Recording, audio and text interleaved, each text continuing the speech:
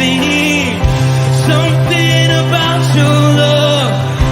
Something about your love changes everything. Changes everything. Something about your love. Something about your love changes everything. Changes everything. Something about your love. Something about your love changes everything. Changes everything. Something about your love. Something about your love changes everything. You turn my morning into dancing. You turn my morning into dancing. You turn my morning into dancing. You turn my morning into dancing. 'Cause your love changes everything. Your love changes everything. You turn my morning into dancing. You turn my morning into dancing. You turn my morning into dancing. 'Cause your love changes everything. Your love changes everything. Oh, there's something about your love. Something about your love changes everything in my body. Oh, something about your love. Something about your love changes everything. It changes everything. Something about your love. Something about your love changes everything. It changes everything. Something about your love. Something about your love changes everything. Changes everything. Something about your love.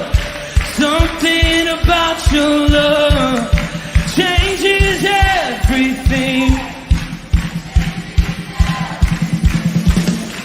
Something about your love. Something about your love changes everything. Changes everything. Something about your love. Something about your love changes everything. Changes everything. Something about your love. Something about your love changes everything. You turn my morning into dancing. You turn my morning into dancing. You turn my morning into dancing. You turn my morning into dancing. You turn my morning into dancing. Something about your love. Something about your love changes everything.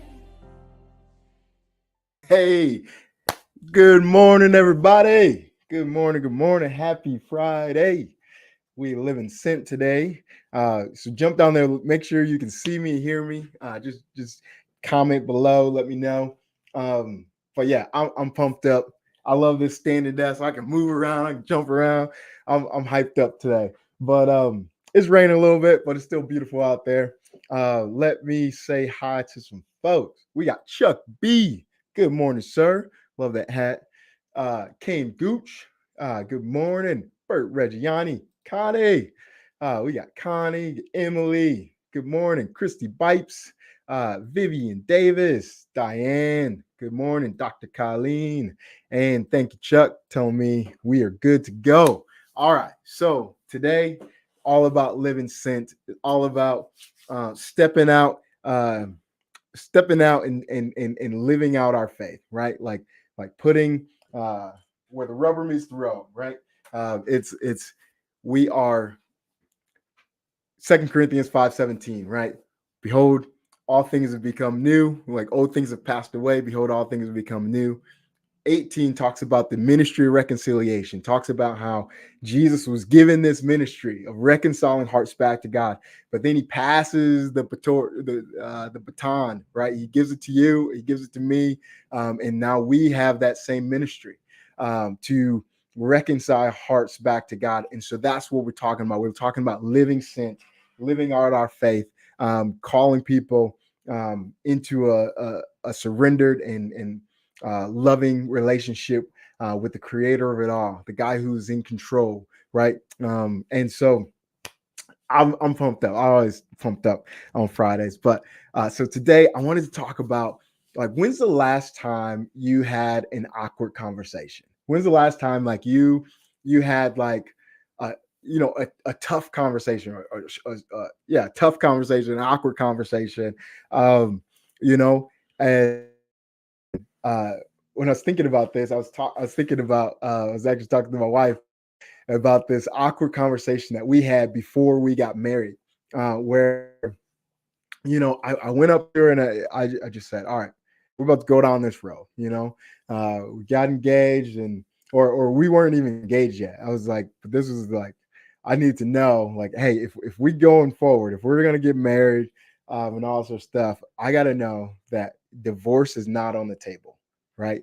Like that, it's not an option for us. Like it's completely off the table. Like we're gonna be with each other forever, you know. And she comes back and she's just like, well, yeah, of course, like we're not gonna get divorced unless you're like beating me, and so I'm like, yeah, I'm not gonna like please hear me out. I'm not gonna beat you, but like it can't be on the table at all. There's no but. There's no like, hey, yeah, we're not gonna get divorced unless this da da da da da, right? Like no, like it can't be an option. Like it's not an option. And that's like so awkward, right? Because how do you have this conversation? How you talk to somebody and say, hey, yeah, I'm not gonna beat you, I'm not gonna cheat on you, I'm not gonna do any of these things, but like we just have to you have to come to an agreement that that is not, there's no plan B, right? Like if we're committing to each other, like it's a lifelong till death do we part, like commitment. Like we're not having contingency plans, right? And like so it was so awkward. It was so like weird to try kind of form that thought and get that out. But like our first, like I don't know, I've talked to a bunch of you guys. We've all we're kind of open books, but the first few years of our marriage were so rocky. It was so hard. It was like even on our honeymoon, we're like fighting like cats and dogs, not physically, but like yelling, screaming, and like I feel like if we hadn't had that conversation, if we hadn't put that, like if we hadn't both agreed, like, hey, we're gonna fight for each other. No matter the issues, no matter whatever, we're gonna fight for our marriage, we're gonna fight for each other. Like if we hadn't talked through that, if we haven't pressed through that awkward conversation, like I don't think we will be here today. And so sometimes it's so good to like press through and like you like, oh, it's an awkward conversation, but it's got to be done. And there's so many times where like I feel like God is calling us to do certain things, but then we think it's like an awkward conversation. And so we as a church, and this is not just a y'all, this is me, this is us. We all do this. Like I found myself saying, like, oh man, I was gonna do it, but then like it felt like the peace left, right? It was like, or the grace lifted off of this situation. Like anybody ever said that? Like, I was thinking, but then like I just didn't have peace about it. I've said that to so many people. I've said that so many times. but then we think we see like Jesus in the Garden of Gethsemane, and it's completely different, right? Like he didn't have, like, if he was waiting for peace to go to the cross, like, oh, I don't know if he would have went. It wasn't about peace. It was like, nevertheless, not my will be done, but thine be done, right? And like that was it. It was like, it doesn't matter how I feel. Like it's not about an emotional charge. I'm not going to talk to this person at the grocery store because I have this because only I have this emotional charge. But I feel like the God of the universe is putting this person in front of me. Like I felt that. Like I got to the grocery line and I see this guy, and all of a sudden I felt like I was supposed to talk to him, right? And so then I'm not going to allow emotions to disqualify that. I'm not going to allow, just because I'm not feeling comfortable, to disqualify that. Like, no, God spoke, and so I should move. God spoke, and so I should. Oh yeah, obedience shouldn't be this emotional. Like emotions shouldn't dictate my obedience to God, right? And so that's my encouragement, for us to step out of the boat, right? For us to step out of this place of comfort, right? And just like, God, I trust you. I trust that your ways are higher than mine. I trust that your thoughts are higher than mine. I trust that the voice that I just heard was yours, and so I'm gonna move. Right, no matter how I feel about it, no matter what, I'm gonna move. I'm gonna step out on faith in this thing, and trust that your word is true. That when you said, "Hey, lo, I'll be with you," that you're going with me.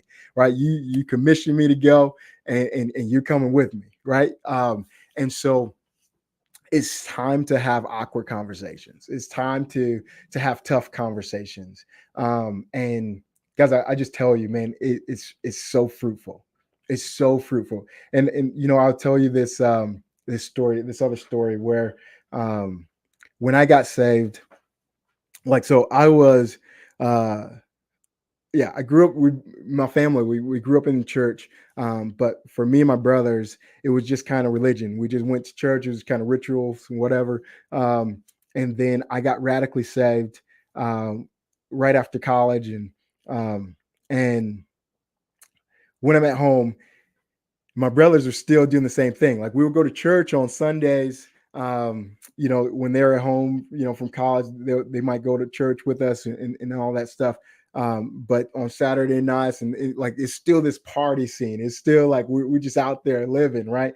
And it was changing for me. And so there were so many times, there's so many awkward conversations, but it was just like, I'm gonna keep pressing in. I'm gonna keep having these conversations, because soon after I given my life to Christ, I went to this thing on 11/11/11, right? It was at Fort Field, and it was just this 24-hour prayer vigil led by this guy named Lou Engo. And later, I went to uh, be taught by them at my auditorium in Pasadena, California. But before that, it was just like, I had this vision when I was there, and I had this vision of me worshiping God next to my brothers. It was like my brothers were standing next to me, and we were just worshiping God, and like, it was a dream, right? And so Lou Engel's thing was like, if you hang around a dream king, you get into a dream stream, and all of a sudden you start doing the Martin Luther King thing, right? And I just love that. But you hold on to your dreams, like you hold on to these visions that you have from the Lord. And so I would, for years, I was praying like, God, I want to see that come to pass. I want to see that come to pass. And so that dream or that vision compelled me to have tough conversations. And then in 2016, it was lived out, where like me and my brothers were on a stage worshiping our King together, and it was the fulfillment of just that 2011 thing. And it was like so many awkward and tough conversations led up to that moment, but it finally broke. It was so crazy, actually. So I've been praying for years, and then in 2016, I was talking to this guy, and he's like, it doesn't matter who it was, and he says, hey, like, is there anything I can pray for you about?